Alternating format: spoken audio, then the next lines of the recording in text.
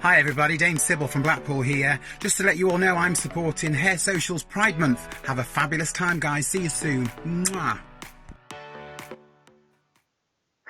Good evening and welcome to my living room. It has just been Blackpool Pride, so I am proper prided up. I'm even wearing a little Pride t-shirt. But my name's John Anthony and welcome to Hair Social's Pride Month special. I'm going to take you through a journey each week, introducing different artists, talking of different inspirations from Pride, what inspires me, what inspires the artists, as well as giving the artists the recognition that work in the LGBTQ plus community that deserve the recognition. Also taking you through a journey, showing you some images, videos, a whole load. I've got so much lined up through the month of June. And to kick off today's episode, I'm going to show you some of the things that inspire me. And then we've got a great guest artist lined up, Miss Peach Soda, famous on the old Instagram and all over the UK, also known as Tegan. Super exciting.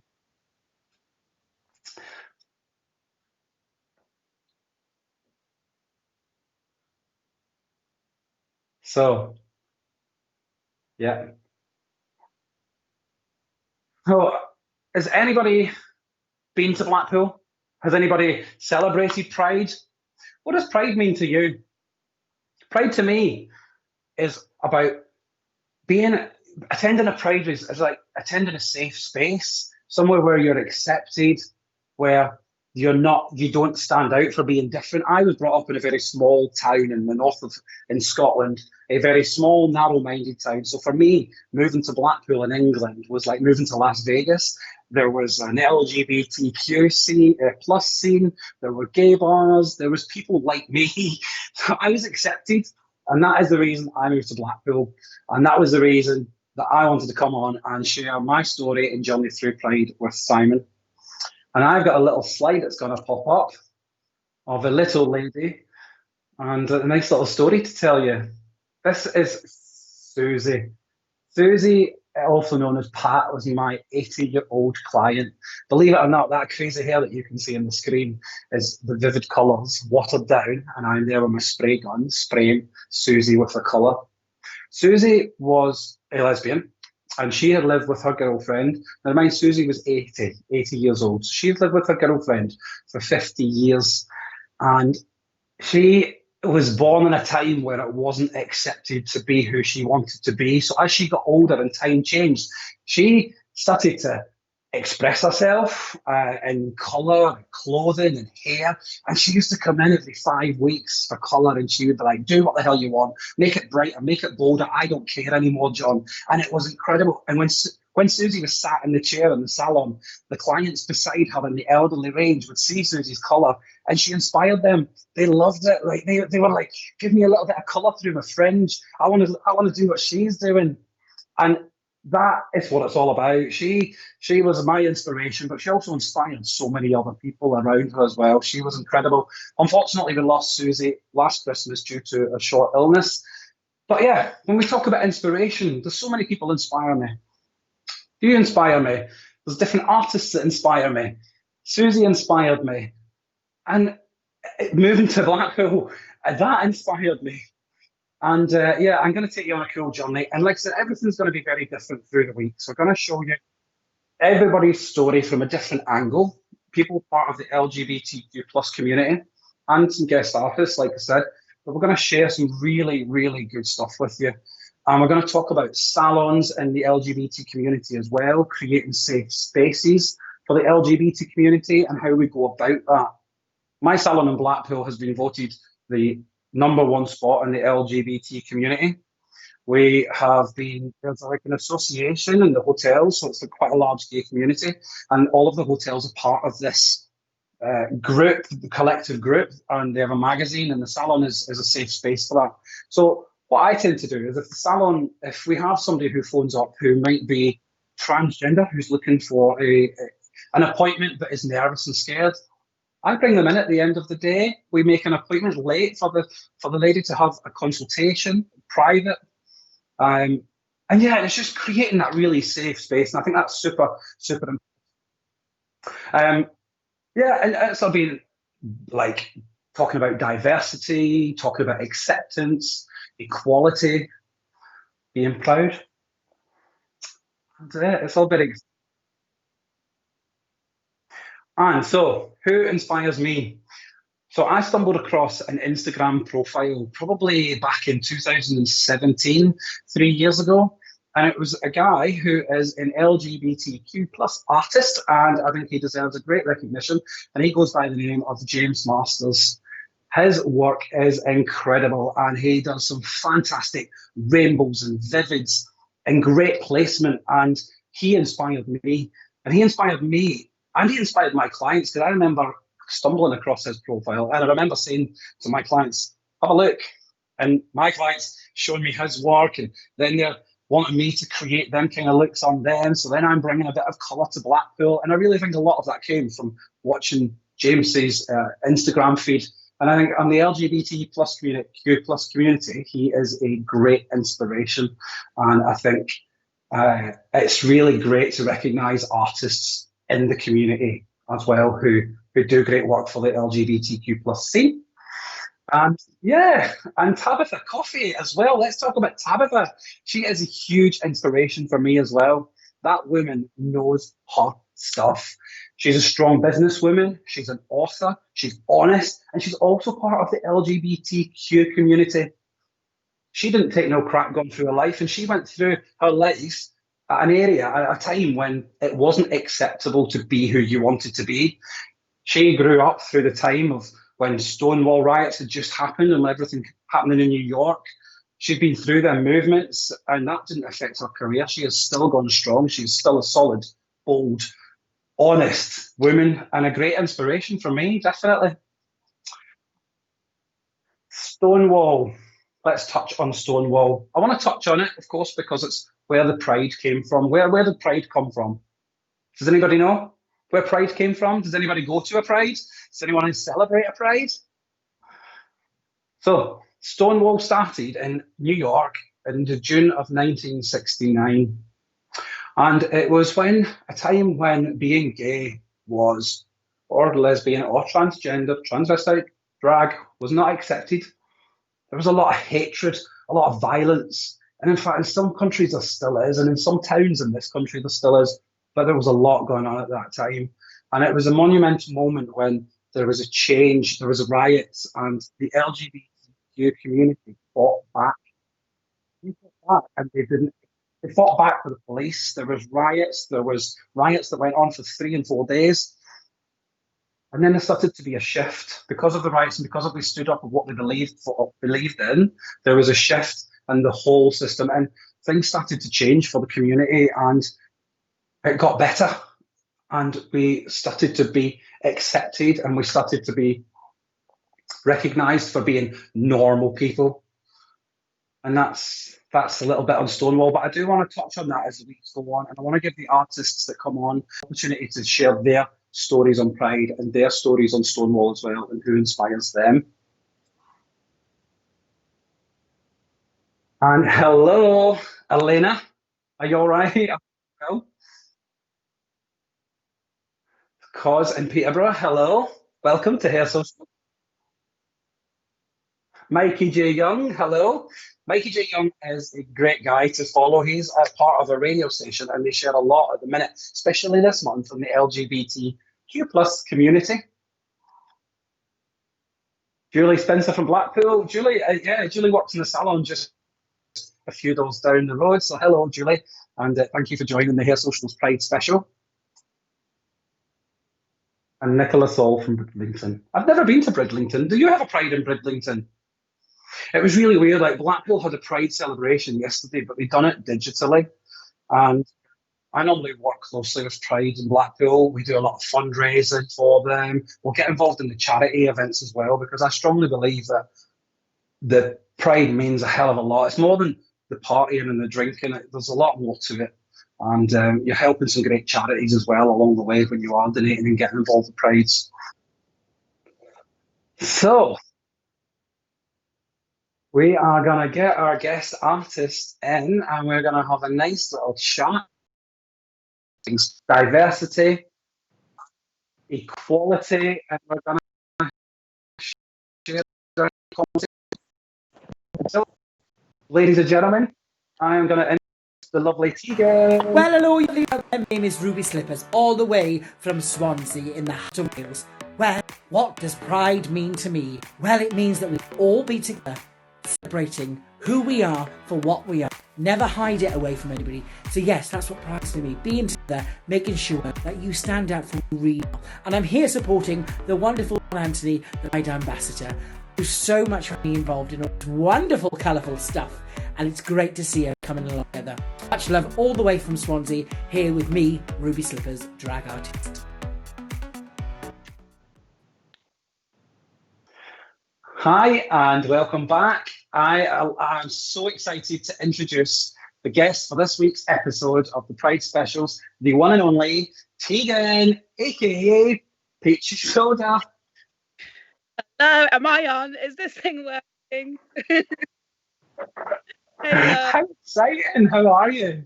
I'm really good, thank you. I spent the day in bed watching the new season of Queer Eye, so I've been crying all day long, but I'm happy to be here.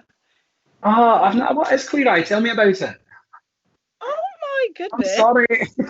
Are you kidding me? So Queer Eye basically, the first seasons were about 10 years ago, and it's a group of queer men who basically make over someone's life. So they'll make over aspects of their kind of their home life, their cooking, their style, all encompassing. It's always emotional. You always cry, but you're gonna love it.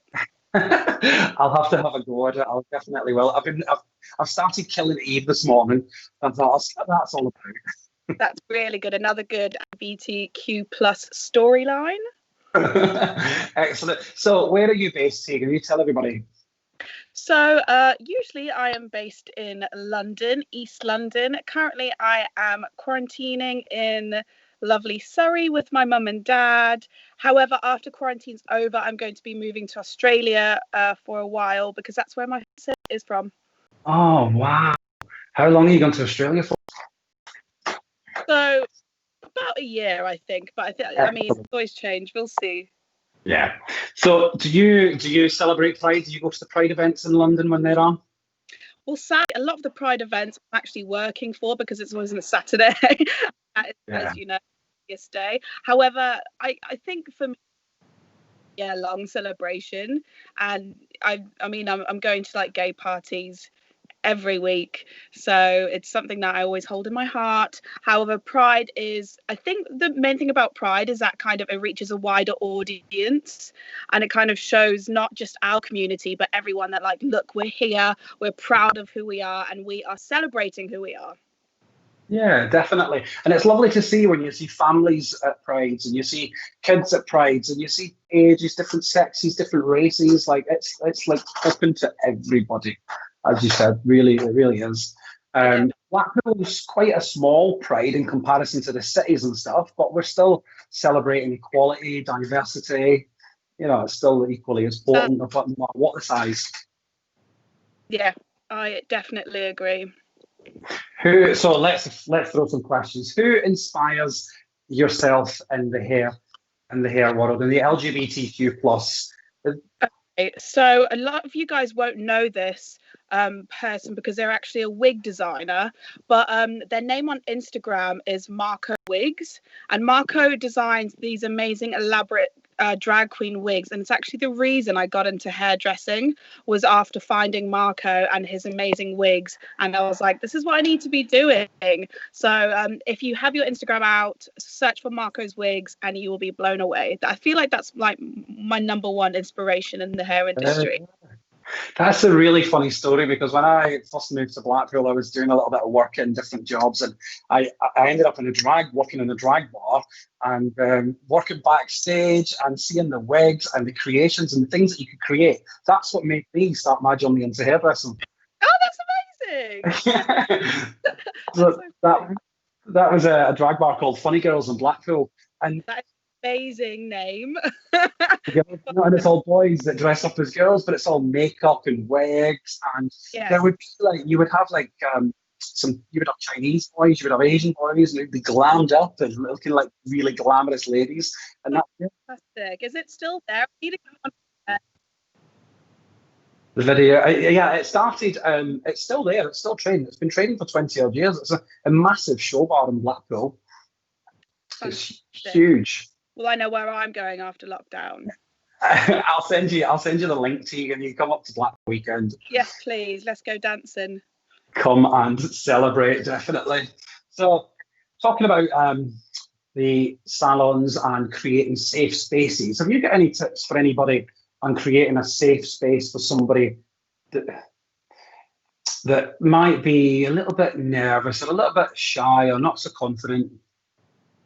Yeah, I think a lot of the time it kind of comes with all of that. It comes from self-reflection, like how can I bring out the best in people and how can I make things as comfortable for people as possible. And I know I've worked with a lot of people that kind of start as assistants, and you really have to like kind of sing their praises and get them confident. It's really amazing to see people come out their shell. But again, that only comes with work, and you really have to kind of look into yourself and see like, how can I make a change? How can I be more diverse? How can I be more accepting of people? And I think if in your heart you have that and you share those values, then of course people are going to be at ease just naturally. Yeah, definitely. And yeah, there was a story just about 6 months ago. We had a visit to the salon, and it was a father and daughter, and the daughter was 16 and was transitioning wants to start the journey to transition to be male, but because they had seen the salon was listed as the LGBT salon in the northwest in the Blackpool area, they found us online.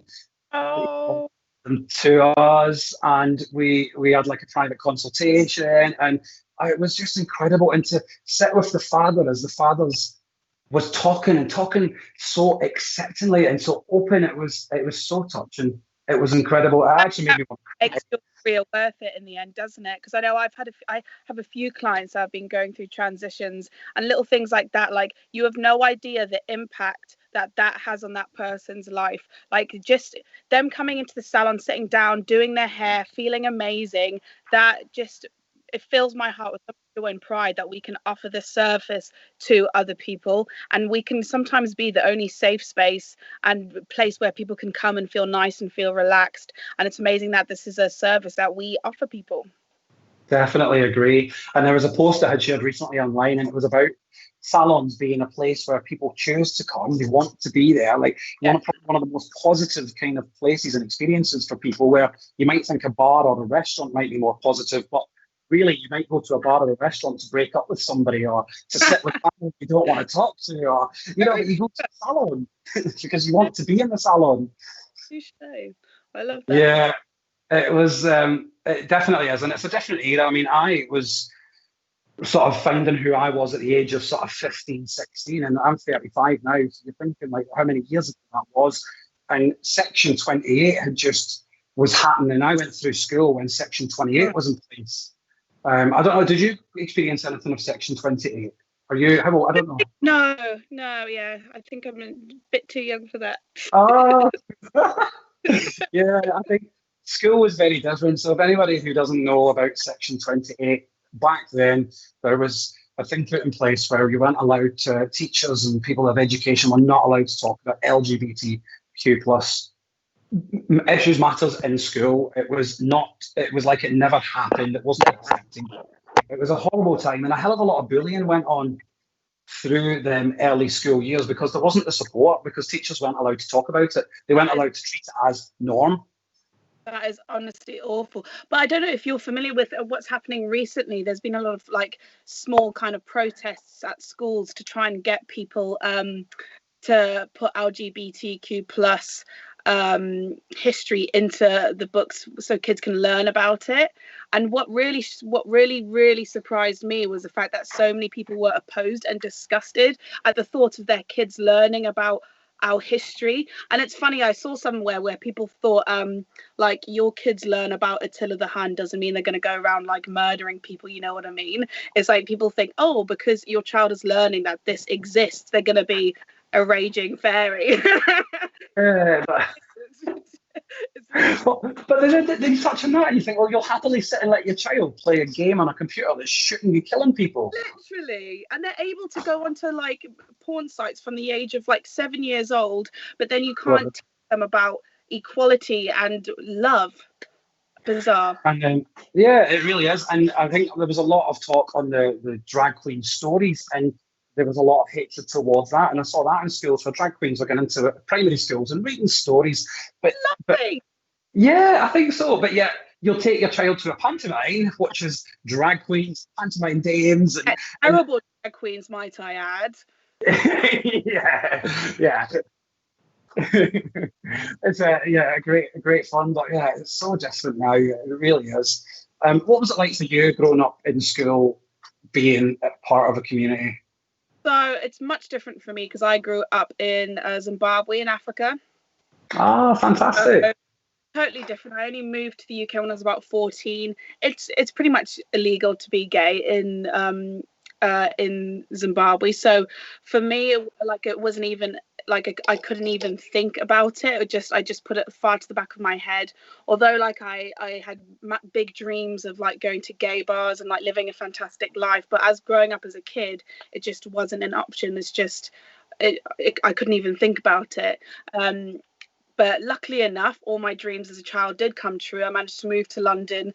I managed to do all the things I dreamed about, wear fur coats and stomp around London and live I wanted to live. However, for that big part of my life, it just never. Well, it was never a thing. And I think still people in Africa, they still get arrested, murdered. And I know for me personally, I couldn't go back to where I'm from with my fiance and hold her hand. It's just not a thing. No, that must have been, it's very scary. It's really scary, and it's happening, isn't it? It's still happening in lots of countries all around the world. We forget how lucky we are, although there's still so much to go in this country and in Western society. There's still so much that needs to be done, but we do forget how much more difficult it is for other people. I think even looking at the news and like Brazil and stuff, like trans people are being murdered every week, and it's shocking. But I think because it's something that's not affecting our lives, and I think that's just society and it's human nature. But that is the power of social media, and that's why I think social media can be such a powerful tool, because I mean, it kind of shares those stories with the world. If anyone follows Pink News, that's a really good LGBTQ plus news site to follow. Yeah, I do follow Pink News, and they share some really, really interesting articles and like things that you wouldn't necessarily see. So that's the great thing about, like you say, social media, bringing things to your attention that need to be brought to your attention. Yeah.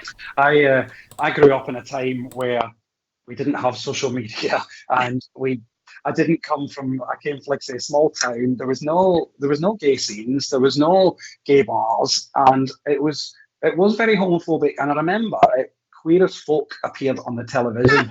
I keep hearing about this. Let's mention this. And I did watch a few episodes, and I was like, oh, that's quite raunchy. I love it.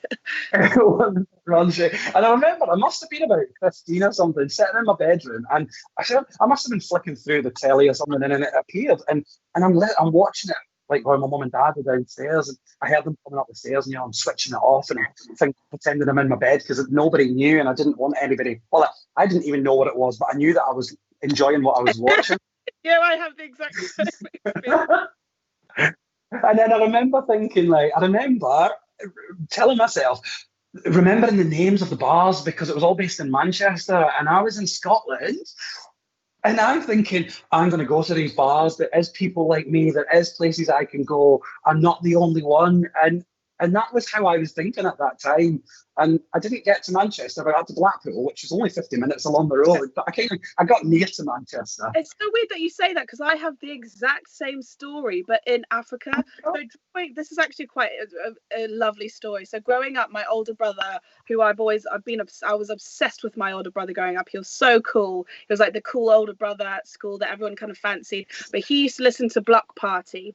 And when I was young, he started listening to Block Party, so I was like, I need to listen to Block Party. And in one of the Block Party songs, they sing about the Joiners Arms. And the Joiners Arms was a gay bar in London that closed down. And I remember thinking, I need to go to the Joiners Arms. This is where I want to go. My first hairdressing job in London on Hackney Road, I started there. I walked down the road one day and I realised I was on the same road as the Joiners Arms. Oh my God. Incredible. From being a kid in Zimbabwe, thinking I'm gonna go to this bar, to then becoming a hairdresser and working on the exact same street as this bar. Oh, that is incredible. See, dreams come true, and they really do. The law of attraction, it happens, and that happens for a reason. Yeah, amazing thing. Hi guys, I'm a voice in the background normally, but I'm going to have to come on to the stream so people can hear me, so don't worry. Just to read out a few comments, because I don't know how I'm going to feed these to you. So basically, a lady Sally Harris has said, she in Cyprus, it isn't really accepted a lot. There was a lot of bullying with the LGBTQ plus, I'll add that bit on for her, community. It's really close, but I always make sure that my salon is a safe space, comfortable, for themselves, always nervous on their first appointment, but goes on to watch people opening up, and it is amazing. That's so true. Beacon of hope in Cyprus. And then muted myself.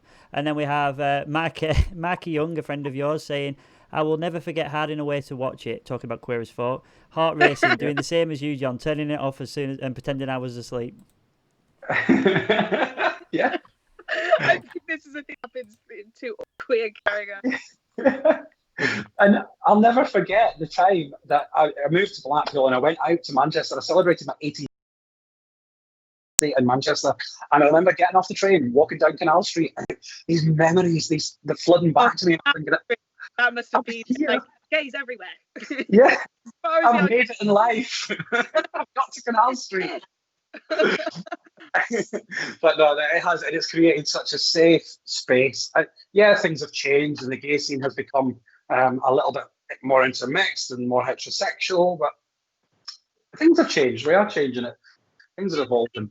Progressive culture, and that's one good thing with the queer community, is we're very progressive.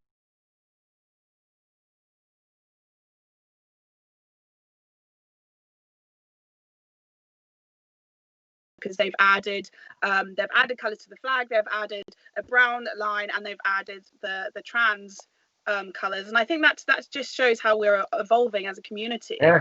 An all-inclusive, all-encompassing kind of home for us. Yeah, I think it's great. I think include everybody in the community, and like you said, it's evolving and it's change and embrace the change and definitely include everybody. So, Tegan, what brought you into hairdressing? How did you end up in the hairdressing career? So again, a pretty gay story. um, I thought I was going to be a fashion designer. I think because when you go to school, you don't really have many paths as a creative person. You're put in boxes, like you do this or you do that. So I was like, oh, what does a creative person do that can't paint? Fashion. So I went down the fashion route. I went to university in East London for it. And my dream was to design drag queen costumes. Actually, that was the kind of idea behind it. I went to university. I hated it. I got kicked out after 2 years, and I was like, shit, what do I do with my life? I've put all my eggs in one basket. I have no idea. So one night I was at home feeling sorry for myself, and I was watching my favourite film, Priscilla, Queen of the Desert. And I was watching it, and I was looking at their wigs, and I was like, you know what? These wigs are kind of amazing. Like, and something just started thinking in my head, like, well, what if I become a hairdresser? And then I at that time I was also on Instagram, and I found that guy called Marco's Wigs, and I saw these beautiful, amazing wigs. And I thought, you know what? I can still kind of be in the fashion industry, be creative, but learn a skill, and I can kind of, buckle down, do this career that can take me anywhere in the world. And the day after, I called this cool salon in London called Butchers, which is still running now, amazing place. Called them, and I think they messaged me back the day later saying that they had a apprentice position, and then I went from there. Ah, that's an amazing story, isn't it? It's quite cute. I love a good story. I left school to go into business studies. I thought at first I wanted to be a business studies lecturer, and I totally was on the wrong path. I'd done the first year at college, and then I was like, this is not for me. I love the interaction. I love being creative. I love the hands-on. I love to create, to draw and to cook. And then I was like, I want to do something. I want to do something with my hands. And then I went to see, I was really weird. Like, my friend bought me this voucher for a psychic reading.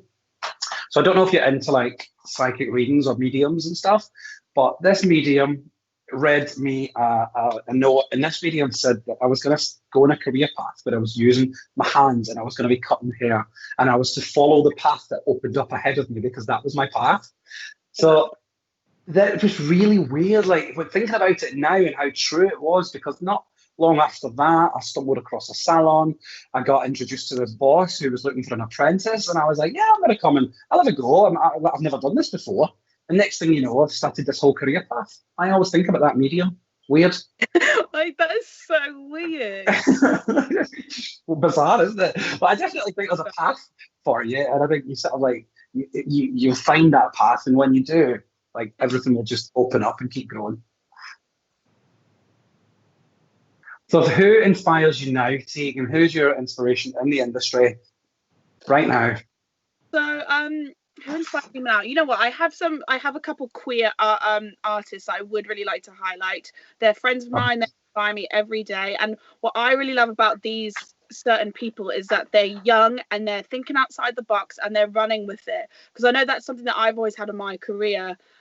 Is that I've always I've been very passionate from as soon as I started. I was going to every single event I could. I was doing everything I can. And I think this is why these people are doing so well in their career. And I just really want to highlight queer amazing artists like themselves. Number one is Mullet Baby. I think some of you might follow her on Instagram. She is an amazing hairdresser. She works for Blue Tit, and she is making some absolute waves in the industry. She's very punk. She has started the Texture Matters movement, which is very amazing. She's trying to include textured hair, afro hair, into kind of the school books when we're learning education, and she just does amazing work. Number two is my friend from Bleach London, Eric. Eric is a trans queer man, and Eric is just so talented, and he does so much work for the community. He's an absolute amazing activist. He travels around the world with Bleach doing some amazing things, and I just love seeing someone that has passion for not only their work but also their ethos, and that is something to really be really respected, I think. And then thirdly, Tom. So Tom is an amazing non-binary hairdresser that I had the pleasure of working with at Not Another Salon when we were assistants. From now, we've kind of both went our separate ways and built our own careers. And Tom is doing amazing at the moment.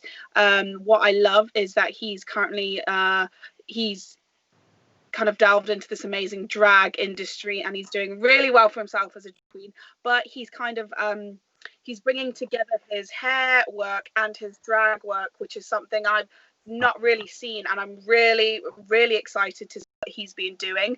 I think there's going to be some slides coming up for you guys to see, but yeah, those three people are very exciting for me, and you should all follow them.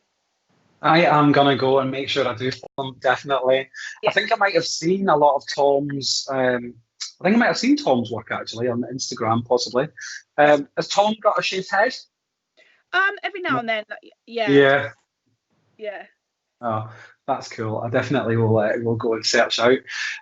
And yeah, I feel like you're talking about the texture and the girl you were speaking of that set the campaign to get texture more into the colleges and the schools. I think that's a great thing, and I think that's something I want to educate myself on a lot more as well. Me too. And then I think with what's happening currently all over the world and all these protests, and I think this is the perfect time, each and every one of us, every hairdresser needs to take accountability, because what's been happening in the industry is absolute BS. The fact that I don't think the only person I know that is fully into and knows everything about kind of textured hair, afro hair, is Lisa Farrell. I was never taught afro hair. I've actually worked in salons where people have been turned away because of their hair, and I'm ashamed myself that I haven't previously gone and educated myself. But I think this is something we all need to do to create a more diverse industry, because it is very secular, it's very separated, and that can't go longer. We need to No, I'm totally with you, and I've only been saying this to my team just in the last week as well. All of this has obviously brought that to our attention, and only before lockdown, we had a client asking about afro hair, and it's all a bit like, and it's not right, is it? We need to educate ourselves more. I don't know enough about it, and I will be totally honest, and I want to know more about it, and I will give myself that chance to learn and to bring that back to the salon and to the Blackpool area, definitely. Wicked. It's so important. Yeah. So your Instagram is a fountain of colour, isn't it? Like, if anyone goes on your Instagram, it's just beautiful, like bright and colourful. Where do you get your inspiration for your Instagram feed? How do you keep that flowing? So, how do you keep that? Yeah, so personally, to start off with, I have a very love-hate relationship with Instagram. However, one thing that I will say is I've been able to, since lockdown, kind of fall back a little bit in love with it and kind of post more regularly. I think with me, I hate the feeling that I need to be posting, and I'm sure all of you have this as well. And then you're kind of looking at feed, does that go? Whatever. But I think with me personally, everything I do is colourful, everything I do is creative. So I think I'm quite lucky in the fact that it just comes natural to me with the posting thing. And I think, again, why it stands out is because it's very me.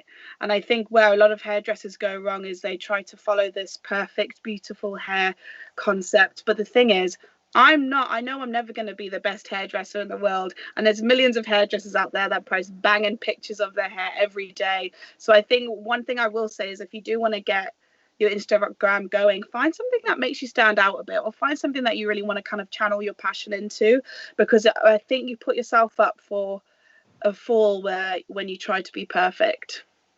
Yeah, 100% agree. And I think this, even up until last year, I was following everybody else's Instagrams and thinking it had to be the same as theirs, and I had to kind of copy theirs. But since no, and it's about thinking out the box. It's about doing something different. Even what I'm doing now is out of the box from where I was, 3 months ago. So step out of the box, make the mistakes, try the new things, learn, develop, grow. Yeah, you need to be trying new things, and you need to be learning, and you're only going to progress by making mistakes sometimes. And it is such a amazing tool for your business. It's like having another job. It really is. And then it's the stories and the posts, and then it's the Facebook pages, and it's the Google business. And it's like, oh my God, you need somebody to do it for you. Definitely, yeah. It's good. It can be good, and it can be a little bit addictive as well. Kind of, you constantly like on it, checking it, seeing how things are. It's yes. Like, smokers, they need their like fake cigarette. I need to constantly have my phone in my hand. Like, it's really, really bad. I can't ever watch a film because I'm always like grabbing my phone and like checking. Yeah. Yeah. I get a lot of inspirations. Talking about inspiration, I love creating wigs, and I've got into creating human hair wigs. Follow this. She's based in the US. A girl called Cynthia Lumsey. I know some amazing hairdresser. Absolutely, and her wigs are incredible. Amazing lives recently. I've been learning a lot from Cynthia. Yeah, that's fine. I met her in Florida. I went to Florida to a destination event, and I was lucky enough to meet Cynthia. So we just stood chatting. And I just grabbed, I just thought, do you know what? I've seen her, and I'm just going to go up and I'm just going to introduce myself. And she put her arms around me and she gave me the biggest hug. And she was just like, it's so cool to meet you. And I'm so thankful you took the time to say hello. And yeah, she inspires me. I love everything that she's creating at the minute, and her wigs and her looks. And yeah, her video, just great. I think she's great. I think she's wonderful. And she's really cool to connect with. She actually chats to you through social media. She'll chat to you, reply to your messages. And I think that lockdown has done that. I think lockdown has broke so many barriers, and more people are connecting that maybe never would have connected. So yeah, I've made a couple like Instagram friends over lockdown actually, and that's been nice. Yeah. Mr. Simon Townley being one.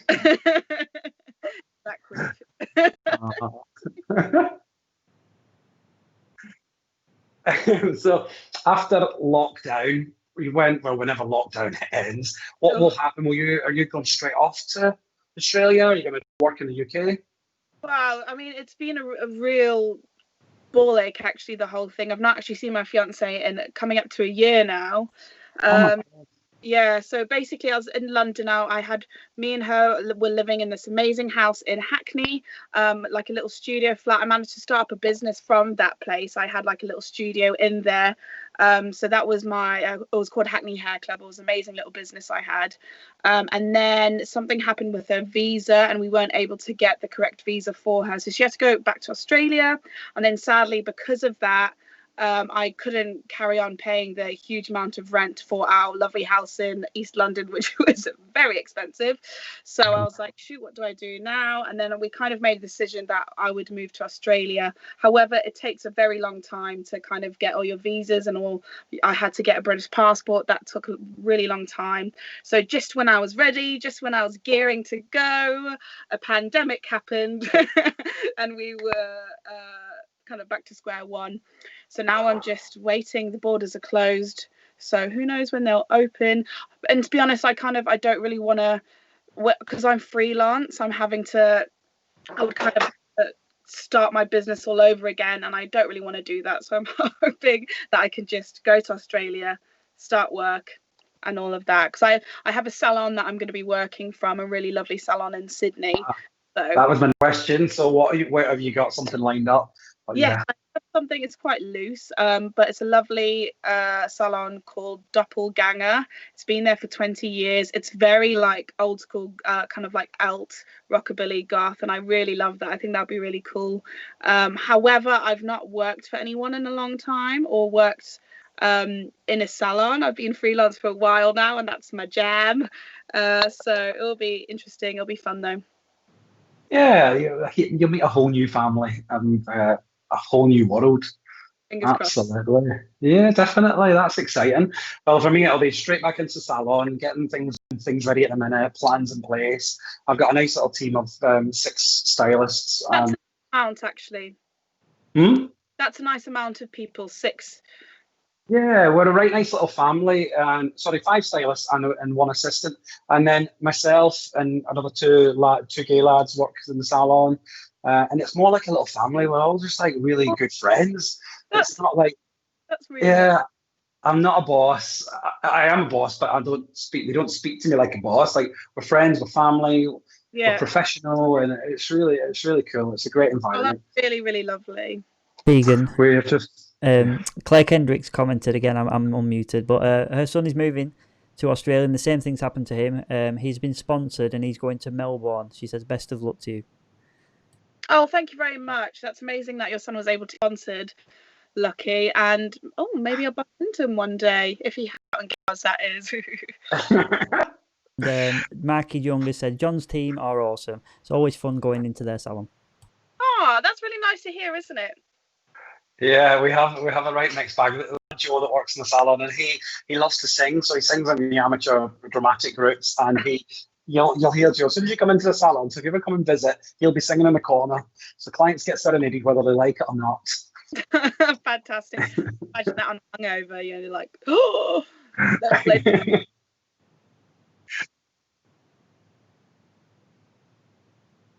So, Tegan, I want to say, obviously, thank you very much for giving us your time on episode 1 of Hair Social's Pride Week. Oh, I've had a good time. It's been really nice to just chat and not have to do hair, actually. I've really enjoyed this chat. Thank you so much for having me on.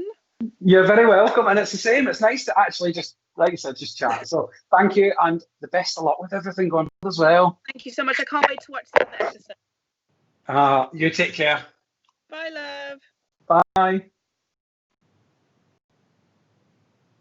Oh, fantastic. Wasn't that lovely? How nice is Tegan? Go follow her on Instagram, Peach Soda with a double A at the end.